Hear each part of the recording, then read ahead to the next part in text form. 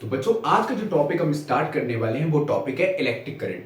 अब electric current basically हर बच्चे को पता होता है कि इलेक्ट्रिक करंट होता क्या है। Rate of flow of charge is simply known as electric current. Sir definition हमको यहाँ पे नहीं समझनी है। सर हमको ये बताओ कि जो इलेक्ट्रिक करंट है वो स्केलर क्वांटिटी होता है या वेक्टर क्वांटिटी होता है।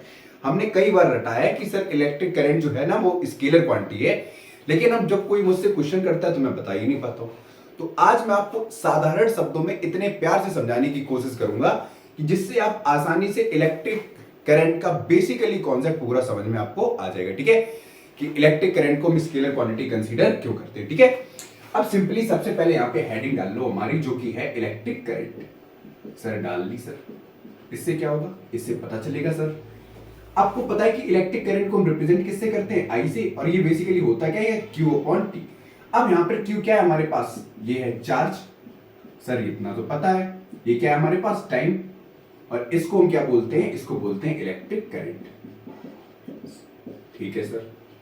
अब बच्चों इलेक्ट्रिक करंट की यूनिट क्या होती है, इसकी यूनिट होती है एम्पियर। ठीक है, इसकी यूनिट क्या होती है, एम्पियर। सर जब मैंने यहां पे लिखा I बराबर Q अपॉन T, तो यहां पे तुमने कुछ देखा सर क्या, कि जो Q है ये कैसा है, स्केलर क्वांटिटी है। टाइम भी क्या है, ये भी स्केलर क्वांटिटी है। अब ये बताओ स्केलर अपॉन स्केलर जो निकालेंगे वो क्या आएगा, वो भी तो स्केलर आएगा। मतलब इन दोनों का प्रोडक्ट बोल दो, या इन दोनों को जब काटेंगे तो स्केलर अपॉन स्केलर क्या आएगा, स्केलर आएगा। सर ये तो बिल्कुल बेसिक सा हो गया।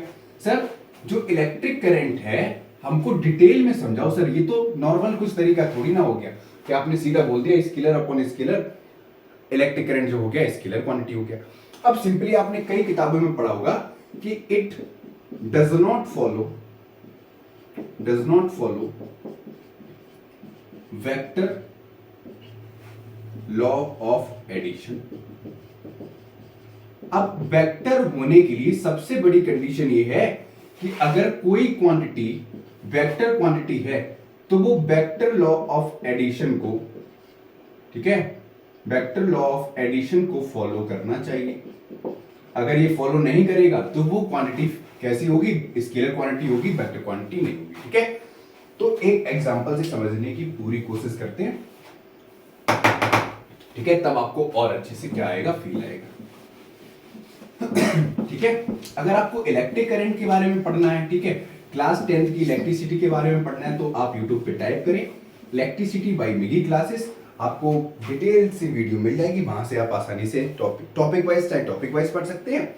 ठीक है, अगर आपको पूरा वीडियो चाहिए तो आप कमेंट बॉक्स में बता देना, मैं डिटेल में वन शॉट वीडियो बना दूंगा। ठीक है, अब सिंपली हम क्या करते हैं, यहाँ पे एक एग्जाम्पल से समझते हैं। ठीक है, आप क्या करो, एक वायर लो। ठीक है, एक वायर क्यों लो, एक वायर नहीं दो वायर लो। ठीक है, एक वायर में करंट लो 2 एम्पियर का, और जो सेकंड वायर है, ठीक है, दूसरा वाला वायर है, उसमें करंट फ्लो कराओ 3 एम्पियर का।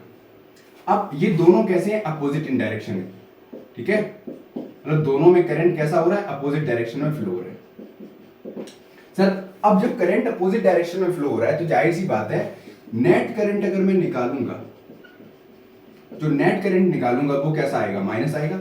अब माइनस करने पे जाहिर सी बात है 1 एम्पियर जैसे सपोज करो क्या, अब यहां पर क्या आ रहा है, माइनस साइन आ रहा है। जबकि वेक्टर होने के लिए ये किसको फॉलो करना चाहिए, वेक्टर लॉ ऑफ एडिशन को फॉलो करना चाहिए। यहां पे क्या हो रहा है, सब्ट्रैक्शन हो रहा है। अब सर जो कंडक्टर होते हैं हमारे पास, हाँ सर, कंडक्टर में तो जो करंट फ्लो होता है, समझ लो कॉन्सेप्ट बढ़िया है, कंडक्टर में जो करंट फ्लो होता है वो तो फिक्स डायरेक्शन में होता है।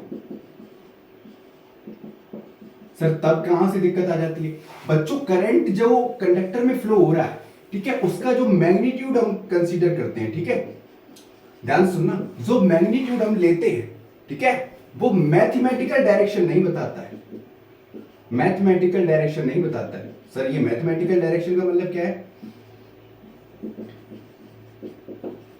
मैथमेटिकल डायरेक्शन ऐसे समझ लो, आपने मैथ्स में एक चैप्टर है वेक्टर एंड 3D, थोड़ा बता रहा हूं। ठीक है, क्लास 11th में चैप्टर है वेक्टर एंड 3D, 11th में 12th में मुझे एग्जैक्ट नहीं पता मैथ्स में। ठीक है, वहां पे आप 3 कंपोनेंट्स पढ़ोगे। सर क्या पढ़ेंगे, 3 कंपोनेंट्स मैं बेसिकली बता रहा हूं।